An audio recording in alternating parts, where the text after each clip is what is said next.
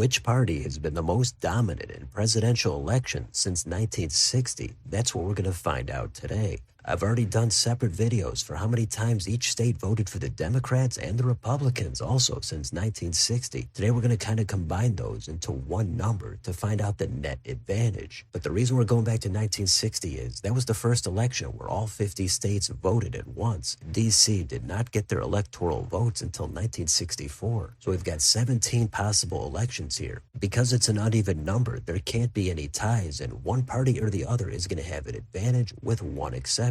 That's in some of the southern states. In Alabama and Mississippi in 1960, the electors were technically unpledged and not for Kennedy, the national Democrat. And in 1968, some of the southern states also supported George Wallace, the third-party candidate. So those are some years that neither side is going to come out on top. I'm not going to cover all the individual years. If you want more information, again, take a look at those previous videos. So this is just another way to look at the data. And at the top, I've technically got 16 tiers of shading here. 7 for the Democrats and 9 for the Republicans. So a ton to get through here. Again, if somehow a mistake happens to slip through, let me know in the comments. But we're ready to dive in here and see how loyal each state is to one side or the other. So let's start with the lowest tier for the Democrats, just a +1 advantage. So that means in the last 17 elections since 1960, 9 times they supported the Dems, 8 times they supported the GOP. And there's just one state that fits that description. That's in the Northeast. It's the Granite State. It's New Hampshire. Now, if we go to the other side, the +1 election advantage for the GOP has 2 states. One is in the West, it's Nevada. The other one is toward the East, it's West Virginia. Both of those states supporting the Republicans 9 times, the Democrats 8 times. So those are the lightest shades for both sides, just barely having loyalty toward one side or the other. Since 1960, according to the data here, those would have to be the purplest states. Let's go quicker through the rest of this. Let's look at the states that have the Democrats at a +3 election advantage. We've got California,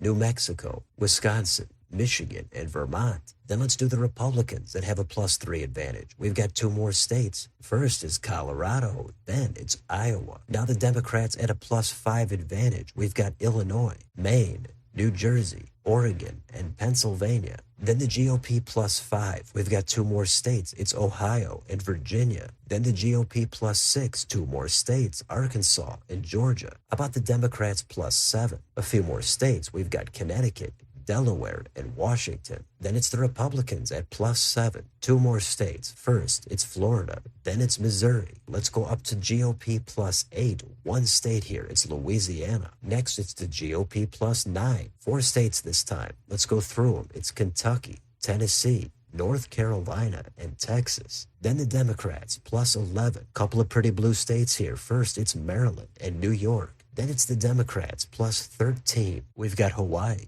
Massachusetts, and Rhode Island. Then let's also do +13 for the Republicans. We've got Arizona, Montana, Indiana, South Carolina, Alabama, and Mississippi. Now we're up to the absolute biggest advantages for both sides. First, for the Dems at +15 or more, we've got Minnesota. That's technically the bluest state on here, supporting the Democrats in 16 out of 17 elections since 1960. That comes out to a +15 advantage. The only time they went red was in 1972 with Richard Nixon's landslide. Every other election they've gone blue, and they've got the longest active streak for the Dems, going back through 1976. Every other state has voted red at least once, except Minnesota. Now, the other spot to plug in here is going to be Washington, D.C. They first started voting in 1964. They've never even come close to going red. So that is 16 for 16, technically a little bit bluer than Minnesota, but it's still not a state. Now let's look at the +15 advantage for the Republicans. And these are some seriously loyal Republican states.